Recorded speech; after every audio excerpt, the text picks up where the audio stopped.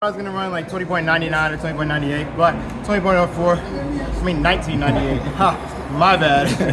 1999, 1998, but 20.04, perfectly fine with controlled the race. To be honest, I still feel like I got a ton more in the tank. We really emphasized not doing too much today. It was kind of almost like treating it like, I guess you call it a recovery day, but you know, with a hard run at the end of it.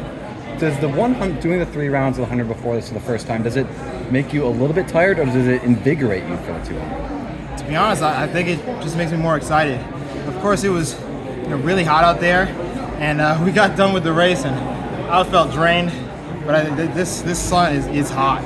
It's really important to stay hydrated out here today, and I feel like that's kind of been the biggest thing and the biggest challenge is going to be the sun and making sure that I stay hydrated as we go through these rounds, because I've already done the 100 and now I got to go into the 200 with a little bit of a load on, but I don't think it's going to comprehend anything that I have planned for this week. Could you sleep after that 100? I did sleep at 1:30, but that was mostly because of treatment. Treatment went long into the night. Well, it wasn't even really treatment. It was really the fact that my food was taking too long to get there, and it took a long time to eat. But yeah, I did get to sleep. Did you get to do any real celebrating that night? No. Let's just say I met up with a lot of the winners of the night before, and a lot of them were drunk. And I was like, oh yeah, not everybody does 2 events. Like, okay, yeah. What did you think when you got the outside lane here, when you saw that lane draw for you? I was like, they love to put me in lane 2 and the outside lane.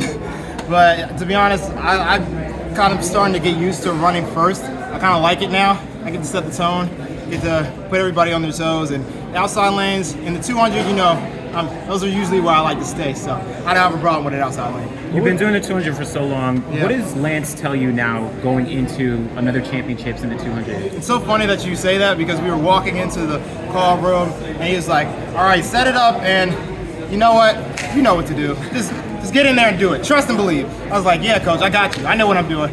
He was like, yeah. So we've gotten to that point where we know each other so well. We know what the goal is. We know how we've been thinking. We're very on the same wavelength. So it's no longer, telling me what to do. It's just, hey, bullet points, get it done. What did Lance say about the 100 final? Was it like a 10 out of 10 or anything? Hey, we, he came into the back room. We celebrated. We were dabbing up. He was really excited. And then, hey man, and then as we were sitting down for a little bit, I was like, we got to run another 100. I got to run that 9.7. I'm not okay with that 9.8. It was like, I had way more in the tank. He was like, yeah, I got a little greedy too. I needed to see a 9.7 on there. So, I don't know, maybe head off to Prefontaine or something. You got different